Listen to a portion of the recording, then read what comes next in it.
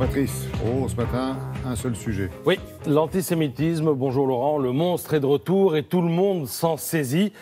À droite comme à gauche, on fustige la haine qui, de nouveau, a émergé du cortège des Gilets jaunes et dont Alain Finkielkraut a fait les frais ce week-end. Tout le monde se saisit du monstre, disais-je, mais tout le monde ne s'en saisit pas de la même manière. À gauche, vous avez Libération qui s'emploie à séparer le bon grain de l'ivraie. Ça nous donne une jolie photo d'un gilet jaune pacifiste et un édito où Alexandra Schwarzbrot recommande aux insurgés de faire le ménage dans leur rang. Encore plus à gauche, l'humanité va au plus pratique. Antisémitisme égale extrême droite égale néo-nazi et la boucle est bouclée. À l'appui de cette thèse, vous avez la photo d'un cimetière juif profané à grands coups de croix gammée. C'était il y a 2 mois. En Alsace, et hop, emballé, c'est pesé. Sauf que cette photo, Finkielkraut et Le Figaro ne sauraient la valider. Les antisémites de 2019 ne surgissent pas des années 30, écrit Vincent Trémollet-Miller. Dieu va te punir, tu finiras en enfer. Palestine. La rhétorique de ces agresseurs à Kéfier dénote une forme évidente d'islamo-gauchisme. Conséquence, Finkielkraut hésite à participer à l'un des rassemblements contre l'antisémitisme organisés demain soir. Si c'est pour refaire la énième version de l'antifascisme, cela voudra dire qu'on n'a encore rien compris, dit-il ce matin dans Le Figaro. Alors, comme vous le voyez, on est loin de l'élan originel du mouvement. Rappelez-vous, on était parti sur une affaire de pouvoir d'achat et aujourd'hui, on casse du flic et on traite Finkielkraut de sale sioniste de merde.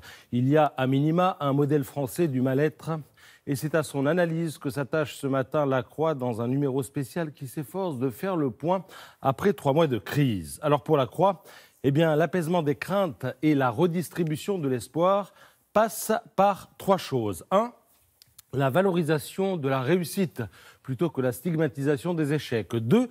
La promotion de la culture du compromis. 3. L'acceptation du changement. Alors concernant le premier point, la valorisation de la réussite, La Croix centre son propos sur l'école française qui aurait trop tendance à souligner les échecs. Vous lirez des lignes intéressantes sur notre système de notation par exemple. Prenez l'exemple de la Finlande, les élèves sont notés sur 10 et la plus basse note possible est 4.